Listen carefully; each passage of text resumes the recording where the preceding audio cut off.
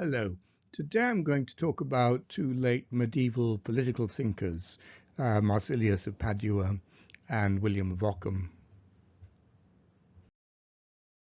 This is from Price's Medieval Thought, the chapter on the dictates of philosophy and the late medieval church. Both of these thinkers have a much wider significance in the history of Western thought, so I am hoping to prepare more detailed videos on each of them. Price's account, particularly for Marsilius, is very brief. So, Marsilius of Padua, who lived from the late 13th century through to the middle of the 14th century. He's particularly famous for writing Defensa Pacis, Defender of Peace.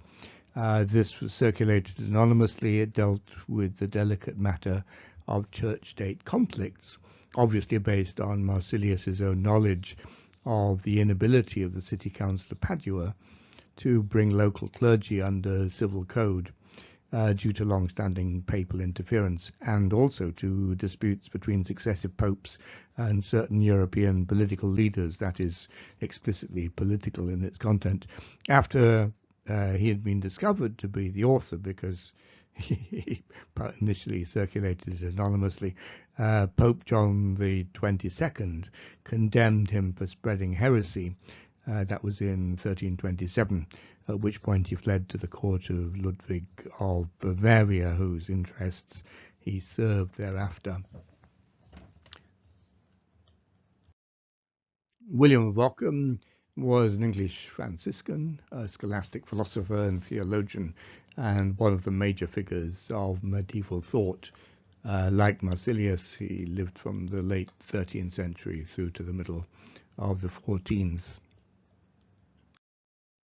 In his early philosophical work, Ockham developed his own positions, which were sharply different from his 13th century predecessors, and clearly marked his objections to John Luttrell, a Thomist, and his contemporary and Oxford Chancellor. These included the efficiency principles of Ockham's razor, which is still well known today, which states that more ought not to be posited when less will suffice, his rejection of the necessity of nature, and his definition of goodness, the state of something being as it ought to be according to a will exterior to it. During the last 2 decades of his life, Ockham launched an all-out attack on the flaws he perceived in the Church's hierarchical structure. In 1324, whilst waiting his turn to be granted a mastership in theology at Oxford, he was charged with heresy for his philosophical ideas.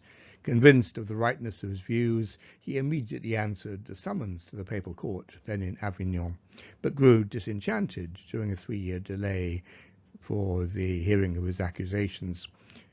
He then fled Avignon with other Franciscans who were in contention with the Pope, after which he was excommunicated, and sought refuge under the protection of the German Emperor, and thereafter developed his ecclesio-political breakthroughs over the next 20 years, building on his earlier critique of scholastic philosophy.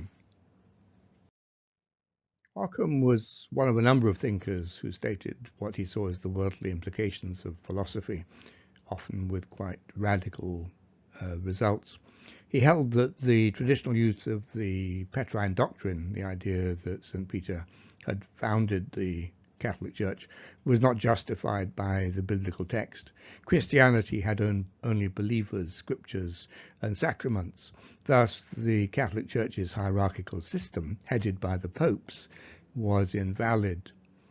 Again, for Ockham, the Church comprised all believers as a community of Christians, not just the pastoral body of the clergy. Therefore, everyone should share in such sacramental rituals as the Eucharist. To do otherwise and exclude the laity was to go against Scripture. Any pretension by the clergy indicated the sins of avarice and pride. All priests, for him, including the popes, received their authority by election or delegation. Thus, if St. Peter indeed did have a primacy amongst the apostles, and a special responsibility to feed Jesus' sheep, then that was his alone. There was no basis for any succession of sacred authority from Peter to the Roman popes, nor indeed would Peter have had any authority to designate a successor.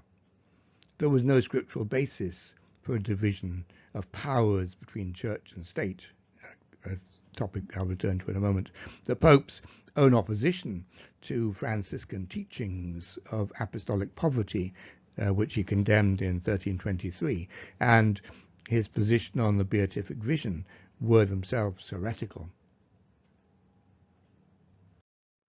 Regarding church and state, there was no scriptural basis for a division of powers between church and state.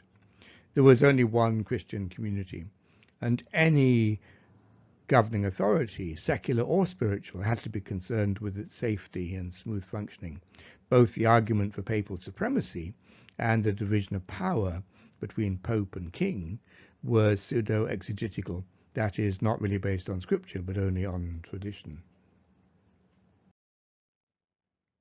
The idea that kings had secular power whilst the priests had sacred authority only brought about the continued tension between pope and emperor of his own day. Clearly, no one could serve two masters. Rather, one individual could possess both secular power and sacred authority. He stated, Occam that is, that if it could be shown that a Christian community could be actually directed by two leaders, then he would drop his objections. Like many other thinkers of the time, including Giles of Rome, Hugh of St. Victor, and John of Paris, Occam agreed that the papacy was a traditional institution, but he rejected their belief in the two powers. He also rejected Marsilius of Padua's belief that the papacy lacked traditional legitimacy. For Occam, the history of the papacy actually proved his point, as there had been several popes who had proved themselves capable secular leaders, exercising judicial and political power when there had otherwise been a void in secular leadership. Their leadership and organization reflected both natural law and the supreme law of necessity, but these instances had been only periodic needs. Nor was there a problem with a king or emperor exercising a dual role, as shown by the imperial convocation of church councils, kings designating popes, or directly intervening in the spiritual realm. The only requirement was that they be a Christian. Occam also held that all power, spiritual and secular, should reside in a single judge and supreme governor. Church and state represented the same body of people. Being part of the church signified membership of both a spiritual and a secular community of believers. As to organization, the secular state was the better choice. Thus, not to acknowledge the authority of the emperor in spiritual matters was disloyal both to his office and the Christian community. The question arose, of course, could imperial authority be justified, given that emperors might not always have wisdom and a desire to defend Christianity? Occam noted that kings in the Old Testament had punished blasphemy long before there were popes. God had designated the judicial power of secular authority as it was effective, and also to instruct the laity in the truth. Emperors had the duty to lead and protect the Christian community. In this role, they could even expel popes from office if the individual pope was negligent in fulfilling their responsibilities, or committed misdeeds, or lacked power. The emperors themselves could only be judged by the Roman people. Occam's work reinforced the power of the emperor. It set its readers reeling, with intellectuals in Italy, France, and England awestruck by it. In France, he was seen as the defender of the King Louis XI's absolute power. Although not directly tied to Occam, there were a range of attempts by rulers to exert power in spiritual matters at this time. England under Richard III, France under Charles VII, and Albert II of Austria. So I think that's all we'll say for the moment. Many thanks to you for listening, and particular thanks to my patrons whose help is always appreciated. You're very welcome to support my channel. Like, comment, and share on the videos if you will. Subscribe if you want to be notified of future videos, and I'll give Patreon and PayPal links below if you want to provide practical support. Next week, we'll talk about the crisis of the church and Nicholas of Cusa. Have a good day.